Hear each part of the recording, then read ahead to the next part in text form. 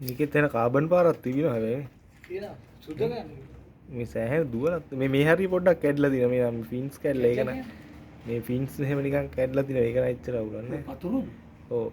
ඒක නෑ පිළිලක් නෑ නේ. මම බලන්නේ මේක මෙහෙ දුවපු එකක්ද නැද්ද කියන එක මට පස් තියෙනවනේ මාර විදියට.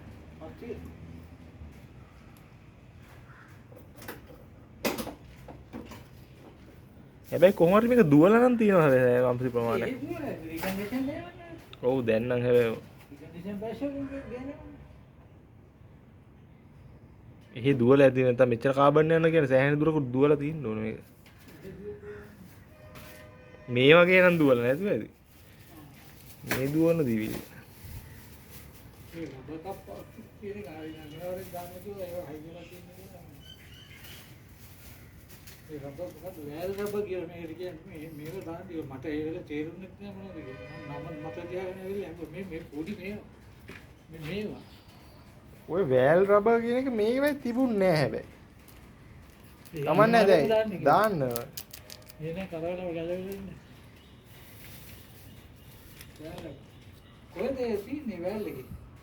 උඩ ඇත්තේ අර නෑ වැල් ස්ටෙම් එක ගා උඩ ඇත්තේ. මේක තමයි. ඒක අනිවාර්යෙන් දාන්න ඕනේ. මේ උඩ කප් එක දුන්නද? පරණ එක ගෙනිච්ච නෑනේ. පරණ එකේ කෑලි වෙයි. නෑ මේ උඩ කප් එක. ඔය පරණ එකේ අපේ එකේවද එහෙ එකේවද? මේකේ කප් එක නෑ. ඒක නෑනේ. ඒක නෑ නේද? ඒක නෑ. ආ කමන්නේ ඒක නෑ. ඒක නෑ අපේ එක හරියන්නේ. හරි යනවා. ඒක නැතුව අනිත් ඔක්කොම හරනේ. ඔව්. ඒ ටයිප් එකේ වීල් එකක් තියෙනවනේ. වීල් එක තියෙනවා. වීල් එක නම් ගත්ත එක. ඒක ඩියුක් එක බලන්න. ඒක නම් ඔරිජිනල් ජපන්.